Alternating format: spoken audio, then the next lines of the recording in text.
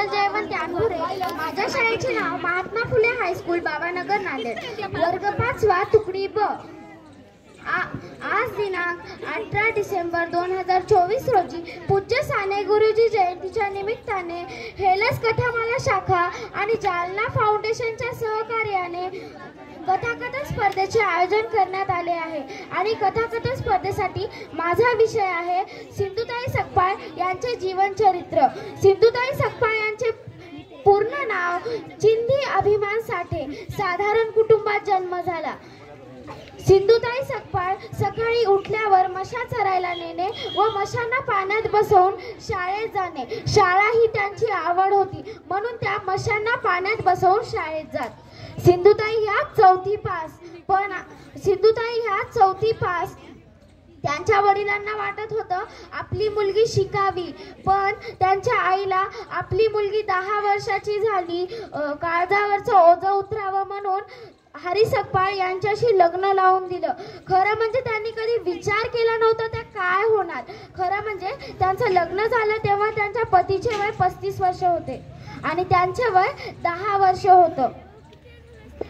त्या खतरनाकच मॉडेल मोठ्याचं मोठं. त्या नांदायला गेल्या तेव्हा 11 वर्षाच्या होत्या. ही 11 वर्षाची मुलगी काय करणार म्हणून पतीने त्यांना घराबाहेर हाकलून दिलं. तेव्हा त्या 20 वर्षाच्या होत्या. 10 दिवसाचं बाळ, 10 दिवसाची ओली बाळातील. त्यांनी बाळाचं नाळ दगडानं तोडलं आणि 16व्या दगडाला बाळाचं नाळ तुटलं. आणि 16व्या दगडाला बाळाचं नाळ तुटलं. त्या जगल्या, तुम्ही जगा. खरं म्हणजे रात्री त्या रेल्वे स्टेशनवर असायच्या, कारण हरी सकपाळ यांनी त्यांच्या चारित्र्यावर संशय घेऊन त्यांना मारहाण करून घराबाहेर हाकललं. आईनी घरात घेतलं नाही, कारण समाजानं नाव ठेवलं. माहेरनं हाकललं, सासरनं हाकललं, समाजानं छळलं. यावेळेस त्यांना कोणीही नव्हतं, म्हणून त्या रेल्वे स्टेशनवर असायच्या. त्यांचा 1 नंबरचा शत्रू म्हणजे रेल्वे टीसी. तो दररोज त्यांना खाली उतरवत असत. ए बाई तिकीट, त्या म्हणाला नो तिकीट, विदाउट तिकीट. उतरो नीचे, उतरो तो उतरो, दुसरी गाडी आपल्या बापाची, ये नाही तो दुसरी सही. त्या गाड्या बदलत बदलत पुण्यात आल्या, पण त्या स्वतः काही बदलल्या नाही.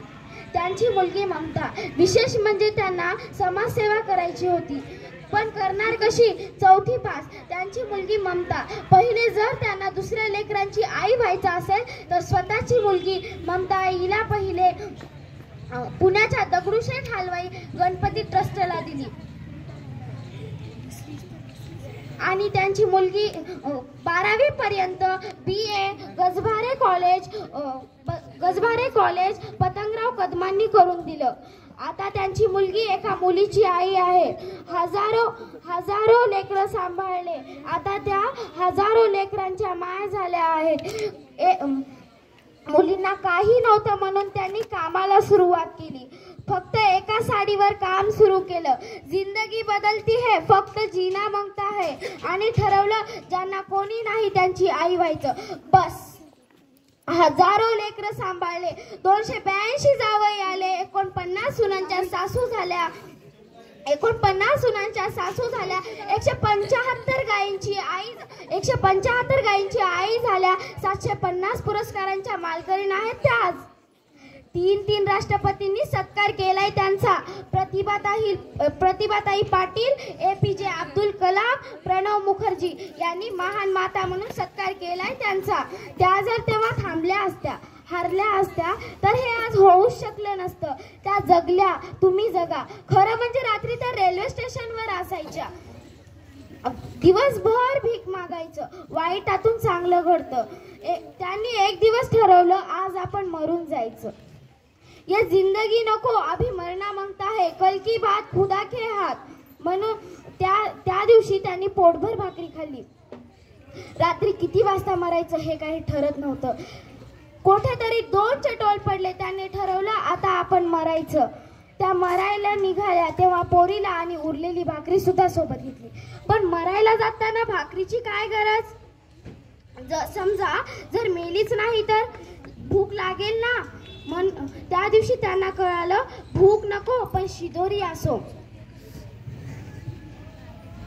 त्या निघाल्या रात्री 2 वाजता मरायला निघाल्या.